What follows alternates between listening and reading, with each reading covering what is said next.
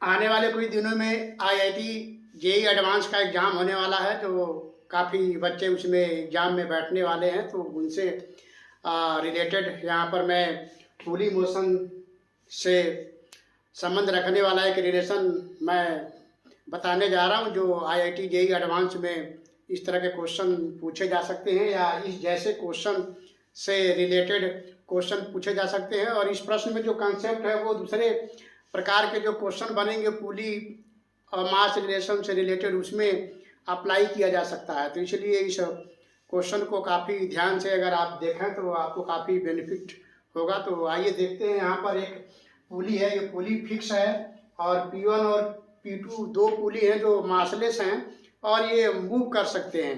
ऐसे में इस तरह से स्ट्रिंग के साथ, ऐसे एक ही स्ट्रिंग के साथ आप देख पा रहे हैं कि M1 और M2 को अटैच किया गया है।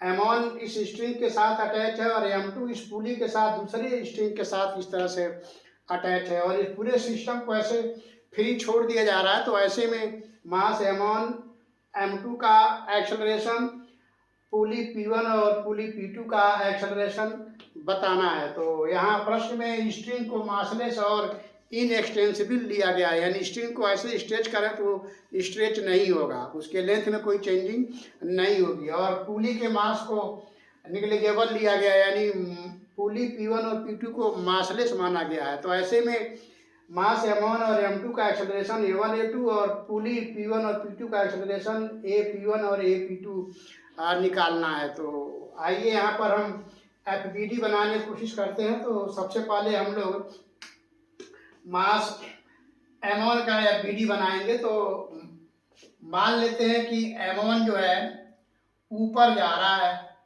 एक्सेलरेशन A1 से ऊपर जा रहा है, तो इसका वेट नीचे काम करेगा और ऊपर टेंशन T काम करेगा। क्योंकि ये स्ट्रिंग एक ही है इसलिए इस पूरे स्ट्रिंग में टेंशन सेम रहेगा और T के बराबर रहेगा। हम M1 और M2 का मोशन का डायरेक्शन ऊपर भी मान सकते हैं, नीचे भी मान सकते हैं, बट जब हम किसी भी डायरेक्शन में मान करके इसको सॉल्व करेंगे तो जो सही वैल्यू आएगा वो लास्ट में प्लस माइनस से क्लियर हो जाएगा। जो प्लस होगा वो सही डायरेक्शन होगा, जो माइनस होगा उसके उल्टा दिशा में वो जाते हुए बताएगा, यानी इसको हम सीधा करेंगे तो प्लस हो जाएगा। तो इस तरह से मान ले रहे हैं कि M1 ऊपर जा रहा है, तो A1 एक्सेलरेशन से ऊपर जा रहा है और M2 को हम नीचे आते हुए मान रहे हैं। तो ये है हमारा M2। M2 का वेट नीचे काम करेगा और M2 पर एक टेंशन ऊपर की तरफ लग रहा है T2 और ये एक्सेलरेशन A2 से नीचे आ रहा है। तो अब इसी तरह से हम पुली P1 और P2 का FBD बनाएंगे। तो हम मान ले रहे हैं पुली P1 जो है नीचे आ रहा है AP1 एक्सेलरेशन से, तो इस पर नीचे टेंशन T काम करेगा और ऊपर एक टेंशन काम करेगा T। और इसी तरह से हम P2 का FBD बनाएंगे। तो P2 का हो जाएगा, ये है हमारा P2 पुली। P2 पुली पर नीचे की तरफ टेंशन लग रहा है T2 और ऊपर की तरफ टेंशन लग रहे हैं T और T ऊपर की तरफ टेंशन लग रहे हैं। ऐसे में इसका एक्सेलरेशन AP2 ये भी नीचे की तरफ मान लिया। तो ये सब पुली दोनों नीचे की तरफ आ रहा है और M2 नीचे की तरफ आ रहा है और M1 ऊपर की तरफ जा रहा है, ऐसा हमने एजम्पशन मान रखा है। तो अब हम FBD के द्वारा इक्वेशन बनाएंगे। तो M1 का इक्वेशन बनाएंगे, क्योंकि ऊपर जा रहा है इसलिए यहाँ पे देखिए ये ऊपर जाते हुए दिखाया गया है, ऊपर जाते हुए ऐसे दिखाया गया है और ये पुली P1 नीचे आता हुआ और पुली P2 भी नीचे आता हुआ दिखाया गया है। और यहाँ पर M2 मास को भी नीचे आता हुआ दिखाया गया है। तो अब यहाँ इक्वेशन हम बनाते हैं M1 के लिए, तो ये हो जाएगा T minus M1G equal to M1 A1 हो जाएगा। और M2 के लिए जब हम बनाएंगे तो ये हो जाएगा M2G minus T2 equal to M2 A2। अब इस पुली के लिए हम P1 पुली के लिए जब हम रिलेशन बनाएंगे तो यहाँ पे देखिए नीचे आ रहा है तो ये 2T होगा, 2T minus T equal to होगा पुली का मास 0 लिया गया है, इसलिए 0 इंटू P1 लिखा जाएगा। और P2 के लिए जब FBD बनाए हैं तो इससे भी हम इक्वेशन बनाएंगे। तो T2 नीचे है क्योंकि P2 नीचे आ रहा है, तो T2 माइनस 2 और T, और इस पुली का भी मास 0 लिया गया है, तो AP2 एक्सेलरेशन AP2 का ऐसे हम लिखेंगे इस प्रकार, क्योंकि पुली का मास P1 और P2 पुलिस का मास 0 लिया गया, इसलिए ये पोर्शन यहाँ पर 0 हो जाएगा। दिस इज इक्वल टू 0, यहाँ भी इक्वल टू 0।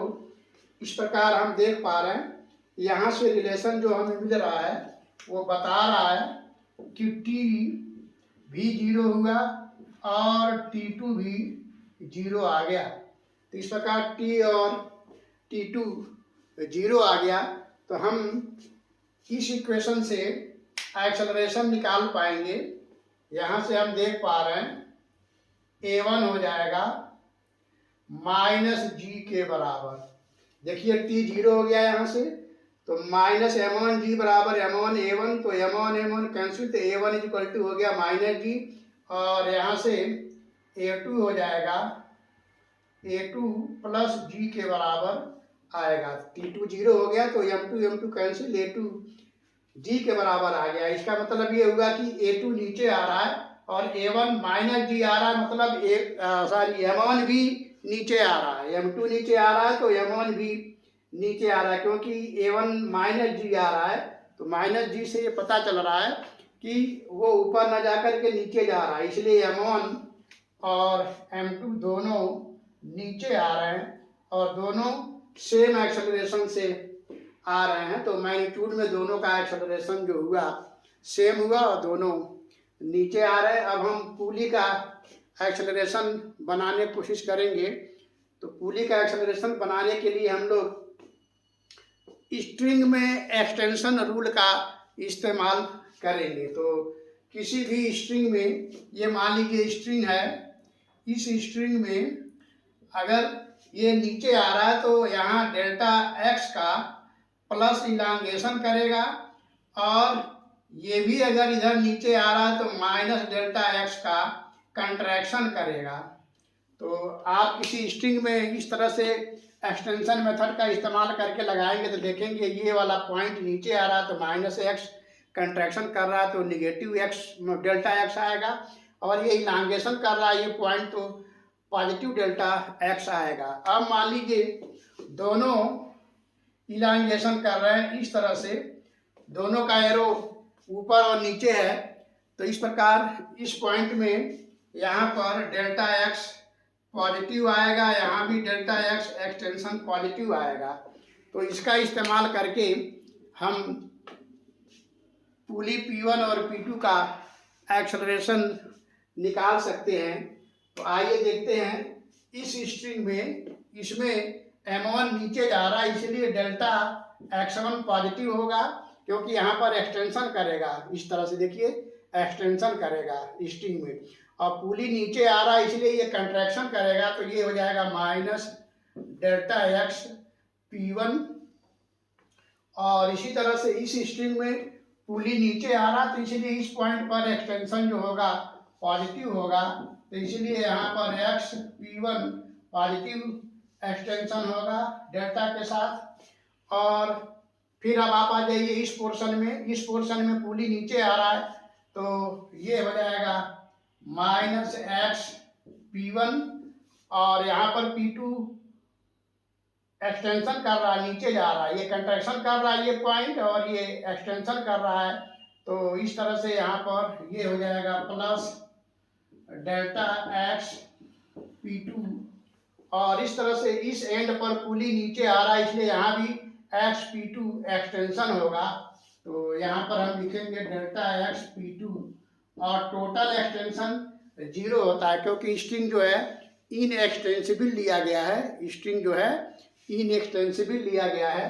तो इस तरह से ये टोटल एक्सटेंशन जो होगा वो 0 आएगा। तो यहाँ पर हम इसको फिर से लिख दे रहे हैं, यहाँ पे जगह नहीं है वो दिख नहीं रहा है। तो delta x1 minus delta x P1 plus delta x P1 और plus minus x P1 plus delta x P2 और प्लस डेल्टा x P2 और टोटल एक्सटेंशन इक्वल टू 0। तो इस तरह से ये टोटल एक्सटेंशन इक्वल टू 0 हो जाएगा। तो यहाँ से हम इसको थोड़ा सा और, अभी साफ नहीं दिख रहा है तो इस तरह से ये आपको दिखा। तो इस तरह से यहाँ से हम रिलेशन बनाएंगे तो ये माइनस है और ये प्लस है, कैंसिल हो जाएगा। इस प्रकार हमें delta x1 minus delta x P1 और ये 2 टाइम है, ये और ये 2 टाइम है, तो ये मिल गया plus delta x P2 equal to 0। तो यहाँ से हमें मिलेगा delta x P1 equal to delta x1 plus delta x P2। इसको 2 टाइम डिफरेंशिएट करेंगे। इस रिलेशन को अगर हम 2 टाइम डिफरेंशिएट करें तो हमें रिलेशन मिलेगा x P1 acceleration P1 is equal to acceleration A1 plus 2 time acceleration A P2। ये हमें रिलेशन मिलेगा। लेकिन हम यहाँ देख पा रहे हैं कि M2 और P2 दोनों एक ही स्ट्रिंग से जुड़े हुए हैं और M2 G एक्सेलरेशन से नीचे यानी A2 G के बराबर है, तो M2 G एक्सेलरेशन से नीचे आ रहा है तो पुली P2 भी सेम एक्सेलरेशन से नीचे आएगा। इसका मतलब यहाँ हमारे पास जो रिलेशन मिला A2 is equal to A P2 और ये G के बराबर होगा। M2 और P2 दोनों सेम स्ट्रिंग से जुड़े हुए हैं और इनएक्सटेंसिबल स्ट्रिंग है, इसलिए M2 एक्सेलरेशन A से A2 एक्सेलरेशन से मतलब G एक्सेलरेशन से नीचे आ रहा है तो पुली भी G एक्सेलरेशन से नीचे आएगा, यानी A P2 भी G के बराबर हुआ। तो यहाँ पर ये रिलेशन हम रख के सॉल्व करेंगे तो हमें एक्सेलरेशन पुली का P1 का मिलेगा G प्लस 2G और ये 3G के बराबर डाउनवर्ड आएगा। तो इस तरह से हम ये रिलेशन बना पाए। तो यहाँ पर हम देख पा रहे हैं कि A1 जो होगा G के बराबर आया नीचे की तरफ, A2 भी G के बराबर आया नीचे की तरफ, और P2 पुली जो है ये भी G के बराबर एक्सेलरेशन से नीचे की तरफ आ रहा है, लेकिन P1 पुली जो है 3G एक्सेलरेशन से नीचे की तरफ आ रहा है। तो इस तरह से A1 A2 यानी M1 M2 का एक्सेलरेशन हमने निकाला जो कि G के बराबर है, और पुली P2 का डाउनवर्ड एक्सेलरेशन G के बराबर है, और P1 पुली का एक्सेलरेशन डाउनवर्ड 3G के बराबर है। तो इस तरह से हम उम्मीद करते हैं कि आपको ये काफ़ी अच्छे से समझ में आया होगा। तो इस तरह के क्वेश्चन IIT JEE एडवांस के एग्ज़ाम में पूछे जा सकते हैं। ये सेम क्वेश्चन आपसे एग्ज़ाम में हो सकता है ना पूछा जाए, लेकिन जो इसमें कंसेप्ट इस्तेमाल किए गए हैं वो सारे कंसेप्ट किसी न किसी क्वेश्चन में इस्तेमाल होगा जो आपसे पूछा जाएगा। तो हम उम्मीद करते हैं कि आपने इसको काफ़ी अच्छे से समझा होगा। तो फिर मिलते हैं नेक्स्ट वीडियो में किसी और क्वेश्चन के साथ जो IIT JEE एडवांस से रिलेटेड होगा। तो तब तक के लिए